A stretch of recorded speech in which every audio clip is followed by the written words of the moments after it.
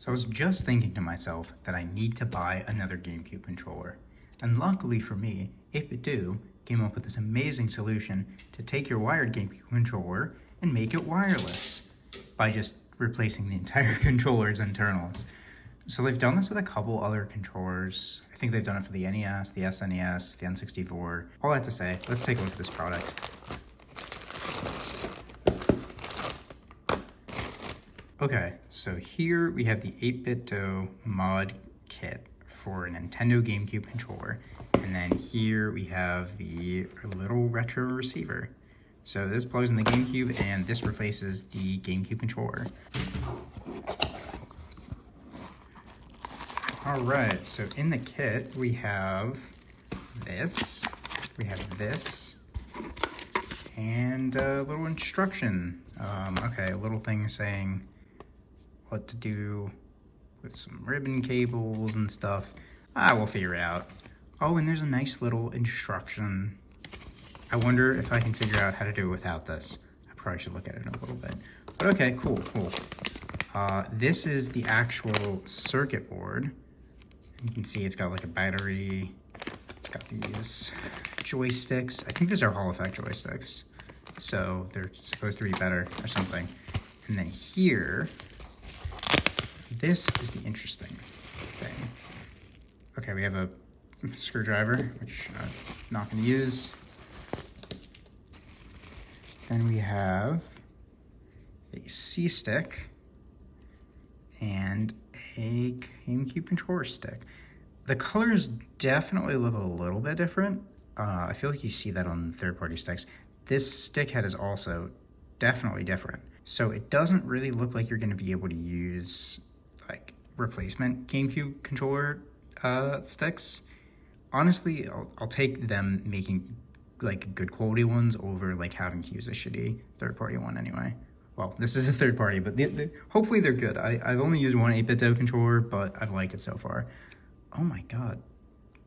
This is so small, like a barrel jack connector.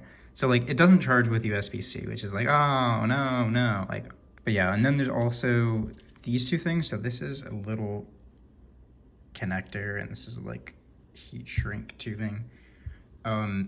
These are for the rumble motor. So actually the thing that I am actually kind of annoyed about, or saddened, I guess, it's not that deep. The thing I'm saddened about is that this kit doesn't come with a rumble motor. You can reverse the modification. Well, I'm pretty sure you have to like cut the wire for the rumble motor. So I wouldn't go so far to say that you can like fully do that, but maybe I'm wrong. Anyway, let's see what we've got in here. Okay, so we have the board, which looks very much like a normal GameCube controller board. But yeah, I guess the sticks look pretty much normal. But yeah, it looks very similar to a normal GameCube controller. And then this is where the other stick thing goes. And there you go, there's your C-stick. Cool, okay.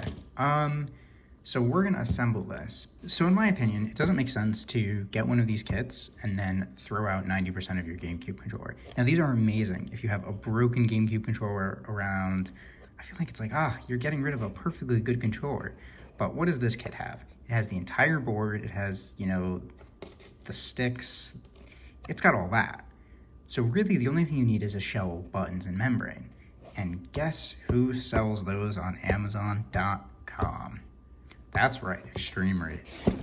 They've made a couple of things. I had a Switch controller shell from them, but I saw this clear shell recently from them. It looks really beautiful on camera. In person, it's a little more green, but it's kind of like, you know, like the emerald kind of clear color. It really reminds me of like the aqua blue 3DS, which is like the one I had as a kid. So yeah, it looks nice. Overall, it looks like a nice enough shell, and I figured, hey, if I can get like 90% of the way there, you know, I won't have rumble, which is fine. The wafer doesn't have rumble. But yeah, so I figured we'll use this. And we have the buttons. Annoyingly, the buttons are like matched to it, which I feel like doesn't look that good, but it's fine, it's fine. Then we have like trigger guards, I guess that's maybe what they're called. The rumble motor shield thingy. Sticks and membranes, we won't be using these sticks. Springs, and I think that's the thing for the Z button. And Screws. I'm not going to use all these. I also wanted to bring this in for comparison. So this is a GameCube controller. So I want to like feel kind of how it is. Like the plastic feels fine. But I'm interested to see, like, if you look at these, you can tell like this is much lighter than this. Like this is so much darker. So that's one tiny difference, but I'm also curious because this comes with one, and this also seems like a completely different shade. So let's compare this. You can see the cutout's different. Yeah, so this one looks light. Okay, interesting. So I feel like the top of this one has a great looking pattern. This one definitely looks like clearly faker, but the first one's got the better color, although it is still a little bit too light. Okay, very interesting, very interesting. Oh my god, my cats are both up here.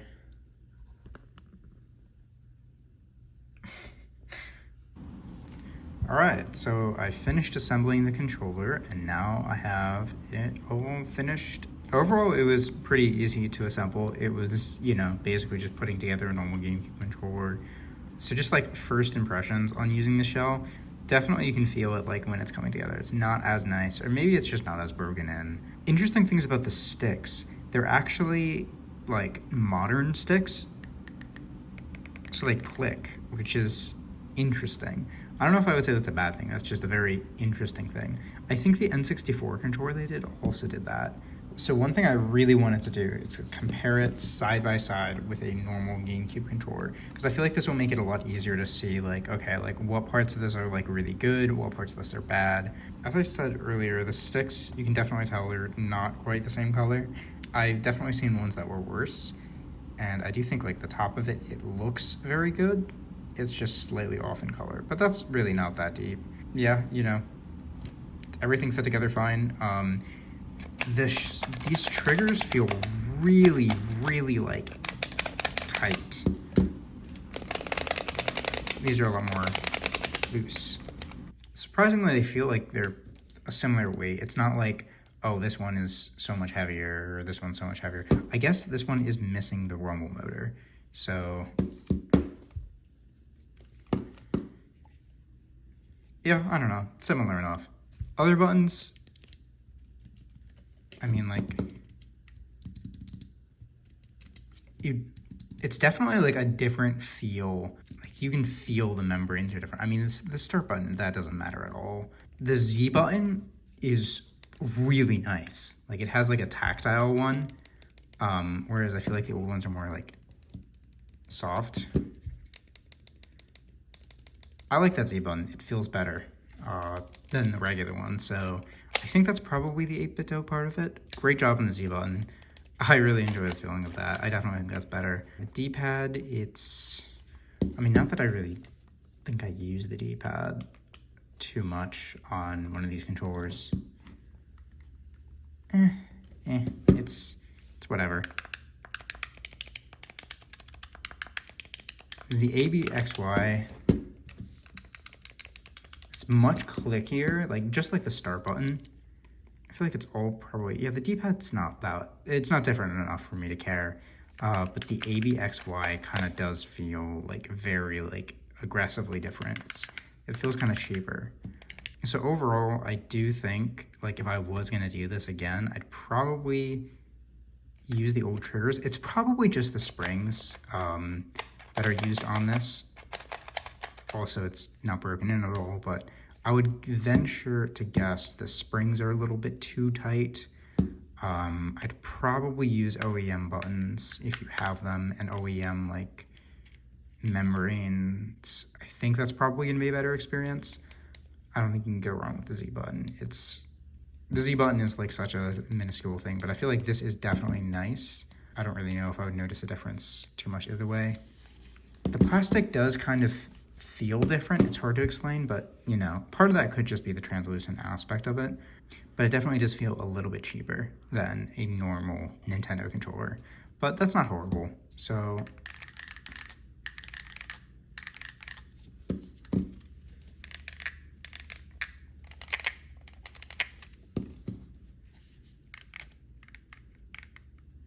that C-steel stick feels like really smooth. The other thing is like also some of the thing could just be the gate.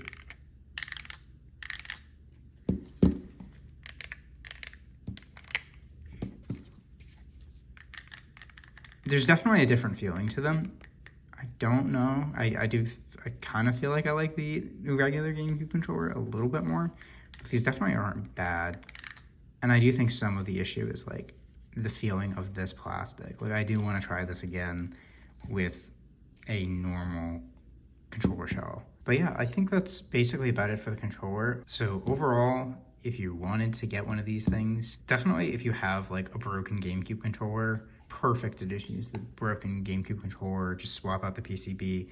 If you want to do it in like a no waste kind of thing, you don't have any broken GameCube controllers, definitely would recommend getting one of these shells. They may not be the best, so maybe it makes more sense to take the working board out of your like original controller and then put that board in like one of these aftermarket shells and then use the nicer shell for the wireless one. But these are definitely good to, you know, have brand new GameCube controller shells. Definitely would, you know, it's nice. I also really like the colors. Like this is a cool color. Definitely excited to try this. And yeah, so this is the adapter. Let's see what this looks like. Really interesting to see the pairing process. Oh, nice. There's a little USB A to C. There's the little receiver. Yeah. Oh, there's a USB-C. What is the use case for this? Or I guess maybe you can update it? Dude, I don't know. Why did they include a USB-C cable? Because I wonder, you can probably use this to charge this. Anyway, I think that is going to do it for now, and I'm going to try to hook this up. All right, so I've been using this controller for a few days now, and I do have some thoughts on it. First off, if you are just looking to get this because, hey, this is a fun little DIY thing to put this wireless controller into an existing shell or a new shell, and then you have a new GameCube controller or, you know, just a wireless one that you're going to use, you know, every now and then, it's fine. It's great for that. I used it for playing like Super Monkey Ball and Ocarina of Time, and it was okay. It was good. There was no issues that I faced. It wasn't perfect though. I tried to use this controller to play Luigi's Mansion, and I could not catch a single ghost with it because the R button would not work properly for some reason. And it's just this game. And I've tested with other games and with a homebrew piece of software to like check the inputs. The R button works, but for whatever reason on Luigi's Mansion, it wouldn't work properly. I couldn't use this controller for that game for whatever reason, and I don't entirely know why. And another thing that I noticed when I was trying to just mess around and test with it is that on Smash Bros, if I, you know, had two players hooked up and I just kind of like moved the analog stick, the cursor would just snap back to the bottom, almost as if the controller was like disconnecting for a second. And I wonder if that's kind of the same issue that I was seeing on Luigi's Mansion. So for the most part, it works fine. And until I noticed that issue, it was perfect. So I hope this is something small, like, you know, it just needs to be updated, or, you know, the receiver just needs to be updated. But I did plug both of these in and tried to update them, and there didn't seem to be any software updates available at all. So hopefully they can be updated, and hopefully they will be updated. Could just be some wireless interference issue. A bit of a warning in case you were hoping that this is an absolute replacement for anything. I did not have that luck, and maybe that's just me, but definitely a word of caution that there could be some minor issues. But still a fun thing to DIY, still a cool thing to have, and for, you know, playing basic games, it's totally fine. Just be aware there may be some gotchas. Hopefully these issues get resolved, and hopefully it's as simple as a software update and or just me being dumb somehow. But yeah, overall, that's the product.